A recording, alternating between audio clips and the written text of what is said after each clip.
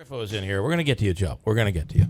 Earlier, we were talking about this. What is the airplane? The world Concorde. Are we still hearing I got to tell more? you. No, we're talking about the other one, the SR-71, the Black Hawk or whatever it is. Tim Reed is on with a little interesting story from the Boilermaker. Tim, I've never had a question for our Habaika Free Money question that has gotten so much play, but everybody's all over this thing. The Blackbird, that's right. Yeah. So let me go over the question. The question was, fastest airplane in the world first landed in what city? And the answer was Cincinnati. And it is the Lockheed SR-71 Blackbird, traveling 2,189 miles an hour. Yep. That's fast. So one of the places where the Blackbird was based was in Eglin Air Force Base in Florida, in Pensacola. And it was used for surveillance of Cuba. So that's also the place where it's the jungle warfare school for Ranger training. So some friends of mine in my unit were coming out of the swamp, and they came across an unmarked airfield.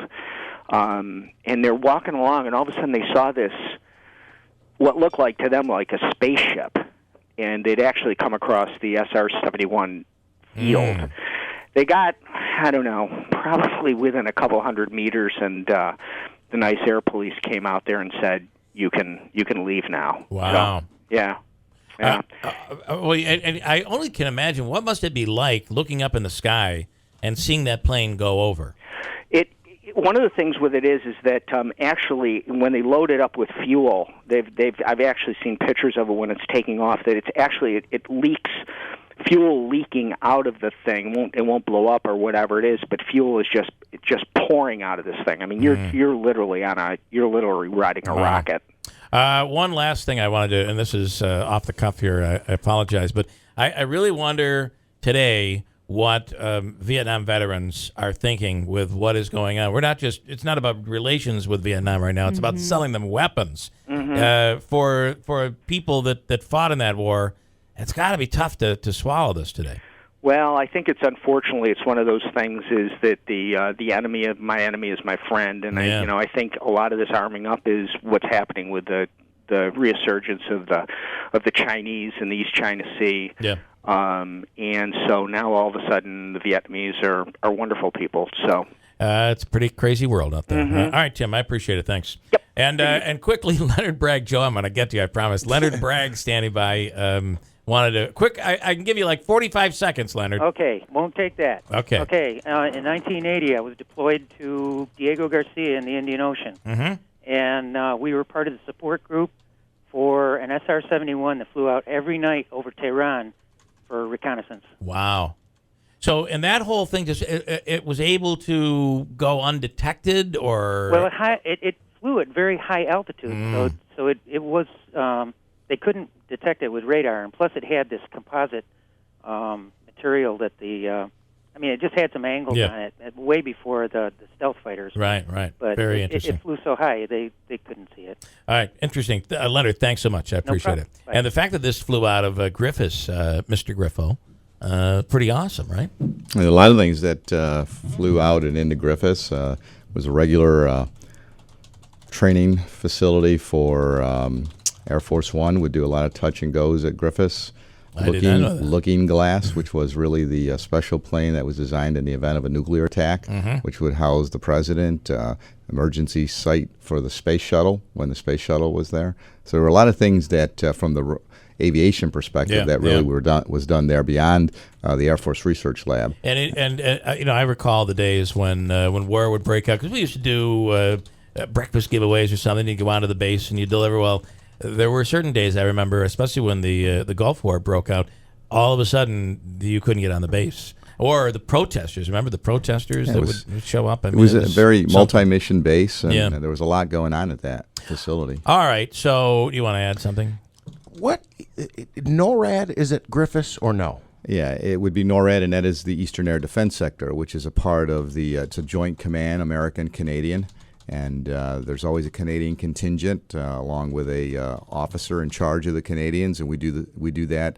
Vice versa, when we go up into Canada, we have a similar situation where there'd be a small American contingent assigned with a Canadian group. And I got to tell you, for 9/11, they took over American airspace. Yeah, originally this was divided into 4 quadrants. They were responsible for all monitoring air traffic, and it was always outward air traffic because you're always worried about something coming in. Post September 11th, they did a couple of things. They actually divided the country into just 2 quadrants, eastern and western, and that's why it was at one time called the Northeast Air Defense Sector, NEADS. Yeah. So now it's there's redundancy. The western WADS is in the Washington State, I believe, and then you have Griffiths, where you really have a lot of the action because you divide it at the Mississippi.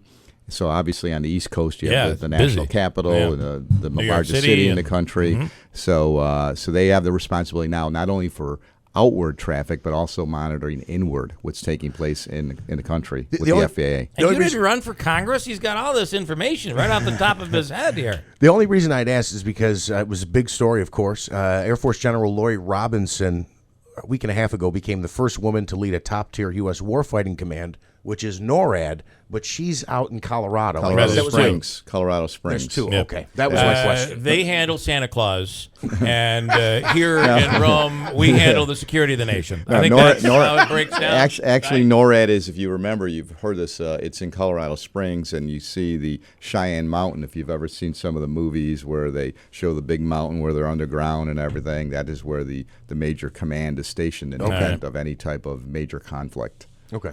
But I don't know where it was, but I saw the interview with the person in command here after 9/11. It was just incredible to think that Colonel Marr at the time, Bob Marr. That all of that happened right in our backyard when all of that was going down in New York City. Yeah, many of the national stories later talking about that day talk about, at the time it was called the Northeastern Air Defense Sector, NEADS, but they always talk about, and you see the subtitle Rome, New York.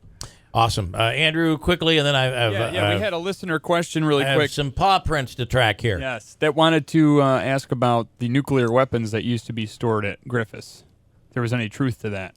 There were cruise missiles stored at Griffiths, correct. They were nuclear. Well, that's why there were all the nuclear protests, because it was a nuclear base. There were bunkers that were established, nuclear bunkers, and the cruise missiles, there were a number of cruise missiles that were there at Griffiths. Everything had been taken away, obviously, when the base went. And some of that is being used for different purposes now, some of those former silos.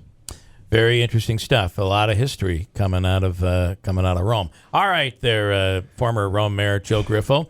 Okay, let's start with heroin. And I was telling these guys last week, I've kind of avoided the story because it's such a depressing story and it's terrible. I don't know why it's happening, but it is. And a lot of this has to do with prescription meds, and they can't get the medicine, so you end up at some point progressing to heroin.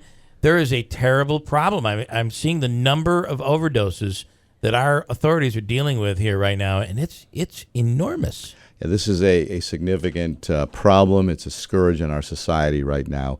We actually, a couple of years ago when this began, to see increased attention and some of the problems that were being caused not only to families but to communities as a whole, hosted a task force here, began to take some statewide measures. You're seeing this is a national epidemic. Yeah, it's not only our state and some of our communities, and it's really a sad and a tragic episode in our culture right now in our society.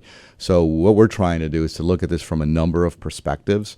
One is prevention, education, another is treatment and recovery, and the other is enforcement. So we're looking at all of those areas right now, recognizing that we're going to have to allocate proper resources, financial resources. We're going to have to look at the type of laws and give the tools to law enforcement to deal with those who are perpetrating this on other people, who are bringing them into this.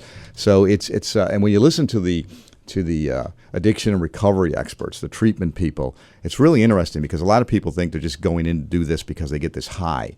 And some of that exists initially where you want to ease pain or something like that. But the most important aspect, I think, is when you talk to this issue, that people feel terrible when they're doing this, and they want something to make them feel better. As a result of this, they need this in order not to feel. Think of if you've had the flu and how you feel and how you just want it to be over with. And once you're hooked, that's the feeling you have. It feels like you're constantly. I mean, I don't know in particular, for instance, out of experience, but people that I've spoken with say that it you feel like it's worse than the flu. And the only way to get rid of it is to get that fix. The problem comes in, though, where, my chiropractor, when I had my first time, I had a really bad back problem. Couldn't move, had a difficult time walking. He had said that you have to watch people with back problems because the issues of suicide come into play, where you get to that point where you can't get the medicine, you're constantly in pain, and they place these people sometimes on suicide watch, so you can see how they just want to make the pain go away, and they don't care whatever it is. Now, this how do we come up with an answer? Well, we can come up with an answer. We've got great researchers. We have great people in treatment and addiction facilities that have ideas and have been successful in trying to put together programs that will work. We have to just make a strong commitment to this and keep our resolve, and then fund it properly too. That's what we're going to try and do here in New York, working with the governor and the legislature. I think before we leave in June, this is going to be a priority. We've done some things in the past. I'm actually hosting a forum, and we'll talk about it here on again this Wednesday from 4:30 to 6:30 at the State Office Building. I'm bringing in one of the co-chairs of the Senate Task Force on Heroism and Substance Abuse, Senator George Amador, who comes from the eastern part, east of us, down in Rotterdam and that area. So he will be here. We'll talk about our report. We'll have some of the experts with us from the county, from the treatment centers, law enforcement. And then we want to hear from people, though. This is going to be a little different than when we did the last time. We had a panel of experts, and people listened and they discussed it. I want to try this, just the opposite now, bring in people who have had problems, some of those who are recovering addicts who have expressed an interest and desire to do this. And then as a result of that, have the experts there to talk about what we are already doing, what we can do, and for my colleagues and I to ensure that we're getting this right when we go back and putting together this final program that we'll present to the legislature and then the governor. I would think that some of this attention has to go on getting them before they get, so they're now to the point where they can't get the prescription meds. They seem to be your candidates. Well, there's two aspects to that, Bill. It's not only those who have had prescriptions, and you're right. Pushers. People also pushing drugs. Well, the gateway drugs, too. Yeah. I mean, if you've had gateway drugs, I've had one addict who came in and said it all started with a gateway drug, and then it went from that to another to another. Much more are experiencing what you said now, particularly with the overprescribing of some of these medications. And that's where you see in the athletes, kids who were always clean. Athletes, they get injured, and then, but I guess it's a complex issue, and it's a very complex that's why issue. You're doing what you're doing. Nothing's complex with me, Joe. I have the quick answers for everything. You need a quick answer? You're in the right place. We have quick answers, and so speaking of quick answers, I'm going to do like a shotgun type thing. Okay. I'm going to throw topics at you, and then we're going to keep them quick. All right. Because I have a lot to get into. Okay. I'm going to put you right to the. Is the seat hot? Sit on it, and you're going to see it is. All right. It's going to be hot. Coming up, here's Christine with an update at 8:48